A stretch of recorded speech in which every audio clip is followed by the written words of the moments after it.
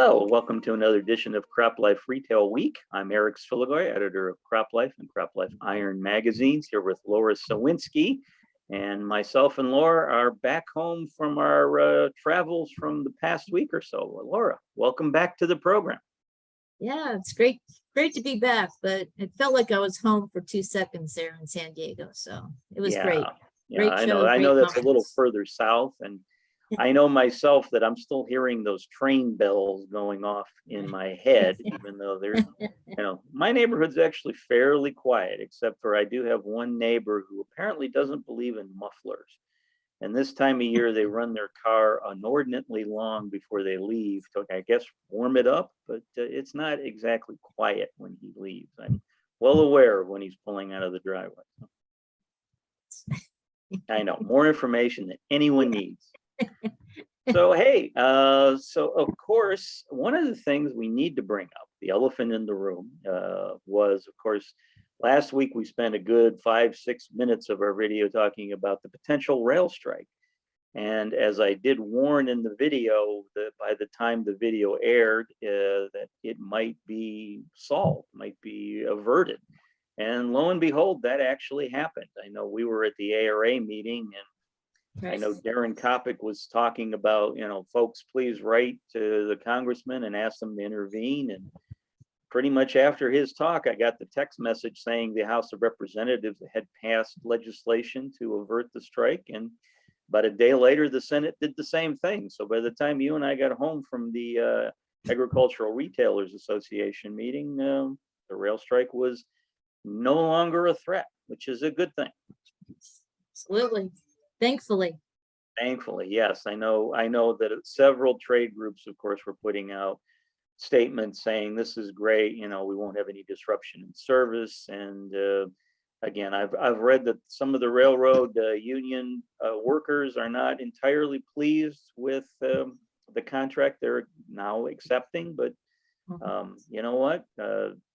It is what it is, and at least we won't have some logistical transportation problems here in the holiday season and moving into 2023. So fingers crossed that now we can move to our friends, the longshoremen, and I suppose river barges, and see if we can fix those problems. So.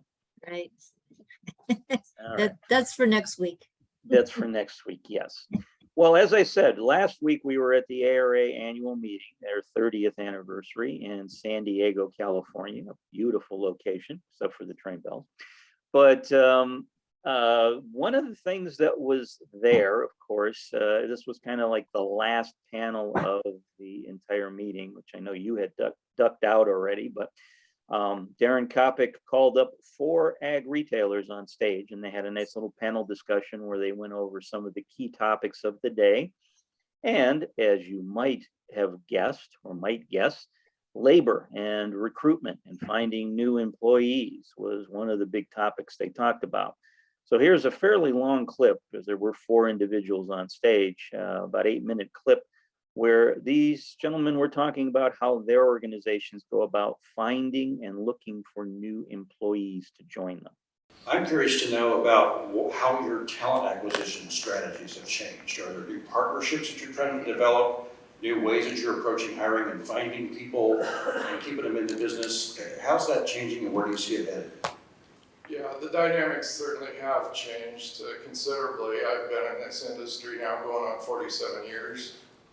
And I've seen a lot happening, and we'll continue to see things change. But, we've developed or tried to develop as many partnerships along the way. Relationships, being parts of different organizations. ARA is a classic example. Making all the friendships we have and the acquaintances, and with other organizations as well. The acquisition of talent now is just probably my biggest concern in trying to find people that are wanting to get involved in agriculture. They have the passion to be a part in agriculture. They can understand that they have to have their own passion to be involved. And it's really a difficult thing. We try to work within the school systems. We work at the community college level. try and look for people of interest that are coming through the programs there. We go to the universities as well, but once you get to that level, for us as a small independent, it's hard to compete with the others out there. And at this stage in time, of course, the students out there have a lot of opportunities to go in a lot of different directions. So, you know, some of them are okay with going with corporate America, and that's their motivator, so be it. You know, when you say that you're a small independent and maybe your opportunities won't be the same, some of them are willing to accept that, and we've been very fortunate in pulling some talent from that level of education too. So it's tough. It's a tough thing. It's probably the biggest issue we face is finding talent out there, and especially when you find people and you interview them and you ask them, you know, what motivates you, and you listen to what they have to say. And my thinking is that I use the cup of shit theory. If they don't have the full cup of shit, I'm not interested. You know, it's just not there, and you can tell a lot in what their motivation is. What if they got a whole bucket full? Hey, I'll take them. I'll take them. Nice. They don't have to have all the talent and the training in the world, but I'll take motivation.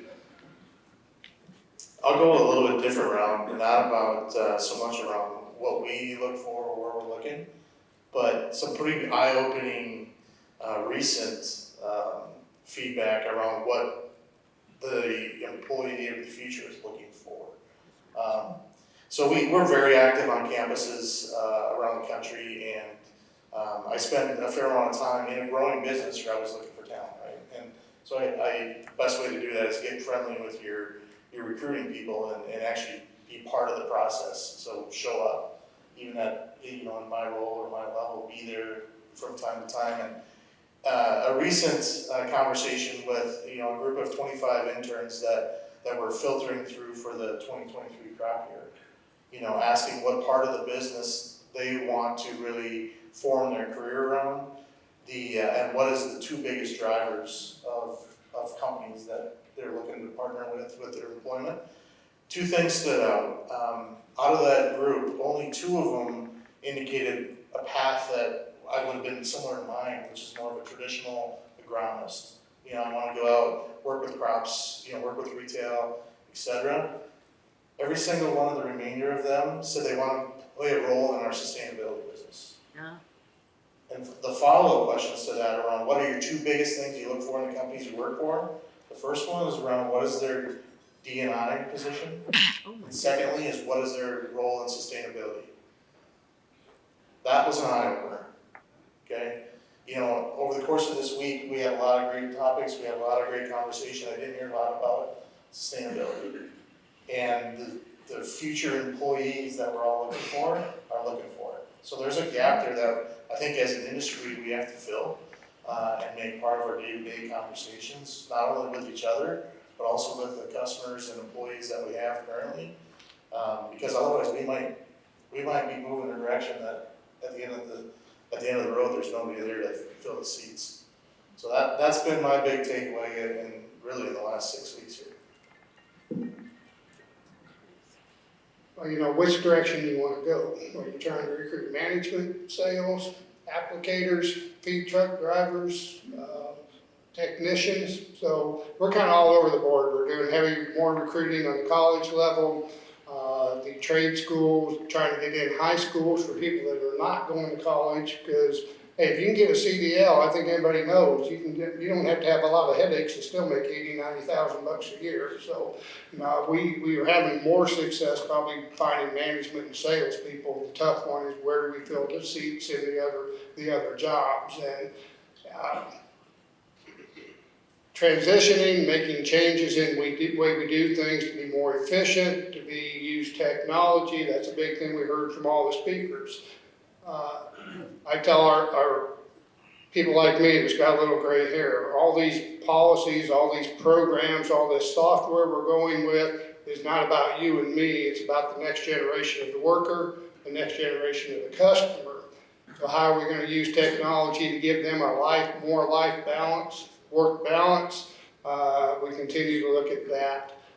We are, how we're going to develop people. I think that's another question down the road, for I'll address it, but later. But no, we're more active in recruiting. We got referral program for if you got family, friends, acquaintances.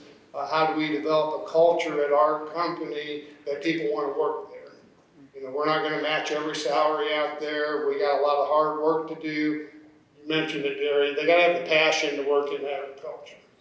They know that we own them for 3-4 weeks in the spring, maybe 3-4 weeks in the fall, and to have the flexibility with our employee group to give them opportunities when we're not that busy to have flex hours and have more time off. I think the only thing I would add there is we're big believers in having interns. You know, one, it's an opportunity for the students really to understand who we are as a company and what we value. And the same for us. We really get to understand the student and what they'd like to do in ag. So, big believer in that. I think we need to do actually a better job of onboarding those students and spending the right time with them and giving them the experiences so that they have a true picture of what this ag retail career looks like as well. So that's what the ag retailers on stage at ARA had to say about recruiting and trying to find potential new employees to the organizations. As you may have noticed from the clip, Laura, most of them talked about working with the local colleges and high schools, but one of the speakers actually said, hey, you know, we go down to the grad school level, and he pointed out that, you know, some folks, you know, some kids have no desire to go on to college, but if they're looking for a career where they're going to have some steady employment potentially, that if they try to go for truck driving and get their CDLs, that they will be gainfully employed by most ag retailers moving forward. So. Yeah, the issue of labor and in particular recruiting young people to the industry.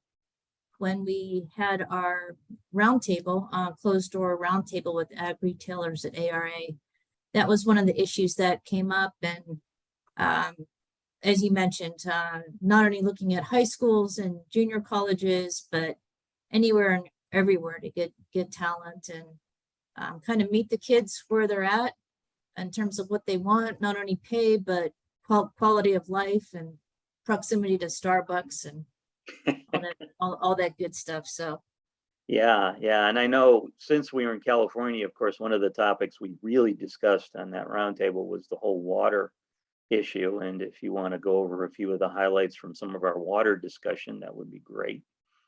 yeah, it was a really interesting topic, and in particular to see the differences in perspective from those on the West Coast in California and those in the Midwest. Not surprisingly, the California folks, you know, water seems to be, everyone wants it, but where you're at in line, whether you're behind the fish and the general population. One of the folks in the room said, you know, the farmers are last in line, if you will. And certainly in California, the infrastructure, no new reservoirs, and I think it was over 30 years. So that is compounding the problem with drought. One of the gentlemen from the Midwest mentioned about the aquifers being depleted. So while the rainfall itself may not be an issue, certainly concerns about the aquifers was something that that he mentioned. And then likewise, the forecast for next year for Midwest, not great in terms of rainfall. So that was a big issue. One last thing, you know, we talked about labor and excuse me, recruitment, water. The other third big issue that came up during the roundtable discussions was, you know, what's ahead? What are we looking at for 2023? everyone, thankfully, like, hey, this is a good year. A lot of good things to celebrate in terms of the economics for farmers, but certainly the wild cards with fertilizer and supply chain still top of the list as far as how that's going to shake out. So, but those were the three things that came up, and again, it was kind of interesting for me to see perspectives not only differing on water, but if like labor, if you're in the middle of nowhere, if you will, then you're really competing against other folks that are looking for drivers and warehouse workers. So the labor pool, depending on where you're at, presents a whole new set of challenges. So lots of good stuff. I really learned a lot. Jam-packed hour. Yeah, and obviously then usually those topics we discuss at these type of meetings would kind of help us set our agendas moving forward in the magazine and online for stuff and issues we'll be covering. So, all right. Well, one other thing to mention from, of course, the ARA show is more of a positive story, and that is the fact that we got to hand out for our CropLife Iron publication. We had our Product of the Year award handed out for 2022. And I'm happy to report that the winner was John Deere for their See and Spray Ultimate, which did garner the most number of votes from our readers. Now we have a little video clip here of myself presenting the trophy to John Deere at their booth at ARA. And up front, I'll apologize. Their booth was right at the entrance to the hall, so it was rather noisy. So the audio quality is not real good, but hopefully you will enjoy the clip nonetheless. Hello, this is Eric Sfiligoj, editor of CropLife Iron Magazine here at the 2022 Agricultural Retailers Association meeting. Here today presenting the 2022 Product of the Year Award, and I'm happy to say that that is going to John Deere for its See and Spray Ultimate. On behalf of myself and the readers of CropLife Iron, presenting the trophy to Chad Roosevelt from John Deere. Chad, congratulations on winning. Hey, thank you. Appreciate it. So if you could tell our viewers a little bit about what makes the See and Spray Ultimate such a special unit. Yeah, I think there's a bunch of new key features, but really the big thing is this ability for the machines to be able to sense, to read, and then act by spraying it. So camera vision technology where we can target specific pests and weeds, being able to do that individually across the boom instead of just broadcast spraying everywhere across the machine. Very good. So how does it feel to be voted the best in show, if you will, for 2022 by readers of CropLife Iron Magazine? You know, Eric, it's quite an honor. We're really humbled and dear to receive the award, and excited because it's voted on by the members and the viewers of CropLife.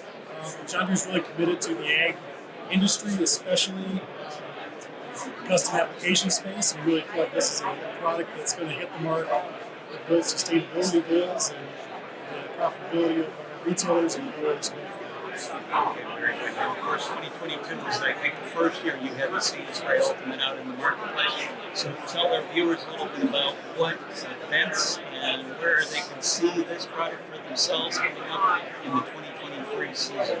Yeah, you bet. I know all of the major farm shows this summer, of course, will be at. There will also be some marketing events really scattered throughout the Corn Belt and the Mid-South and Cotton Country. So just look online at johndeere.com and there's events that will be published. Okay, well, again, on behalf of myself, CropLife Iron, and our readers, congratulations to John Deere on winning the 2022 Product of the Year. So that's what John Deere had to say, accepting the trophy for Product of the Year from CropLife Iron. And again, our congratulations to them on behalf of ourselves and our readers, whose votes got them that nice honor at the trade show. So I'm sure more to come. And as the gentleman Chad we talked to said, if you want to know more about See and Spray, watch the upcoming shows in 2023, and I'm sure you're going to be seeing it quite often at many of the John Deere booths that are on display. All right, well, Laura, coming up to the end of our video, so time for your favorite segment, Fun with Numbers. Woo! right. I think All I have right. to Well, hopefully, redeem yeah, I was myself. gonna say, hopefully we can improve your odds here, but I know. reading over my choices, they're not easy again. So, but I Okay. got two numbers for you this week. Okay. So you've got Alrighty. 14% and 18%. Okay. So 14 and 18%. Is that A, the percentage pay increase given to rail workers with their new contract versus the percentage increase that they actually were looking for? Is it B, the percentage declines in corn and soybean exports respectively to China in 2022? Is it C, the percentage increase in net farm income for 2022 versus the increase in farm production costs? Or is it D, the percentage of Christmas shopping that I actually completed versus where I would love to be at this date on the calendar? Boy, you're making these harder. I'm getting some good stuff going down, but yes, I am trying to go. I'm trying to keep it competitive. So, Well, I know that the Congress imposed agreement was less than what the union workers on the rail side were looking for, but I don't think it was that low. I'm going with the second one. the percentage decline in corn 2022. and, Yeah. and yeah. No, I am sorry. Gosh. No, the All right. correct answer was C. The percentage Farm increase in net exports. farm income for 2022 was Oh, wait, 160.5 billion was the number. That's a 14% increase from 2021. But however, on the downside, the farm production costs were up 18% to $442 billion in 2022. So, all right. Got me again.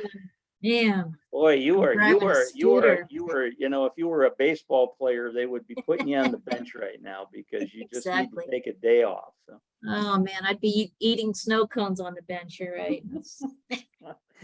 I'm sorry. Well, all right. Well, maybe next week I'll make it a little easier for you, but we will see. I can't make it too easy because then I get accused of tossing softballs, and I don't want that accusation coming back my way again during the holidays. So, That's right.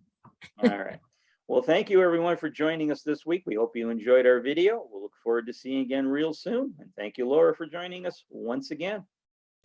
If you have questions or comments about today's episode of Retail Week, contact us by email or Twitter, or type your message in the comment section below. Your feedback is important to us. We will try our best to address your thoughts in next week's episode, and be sure to subscribe to our YouTube channel.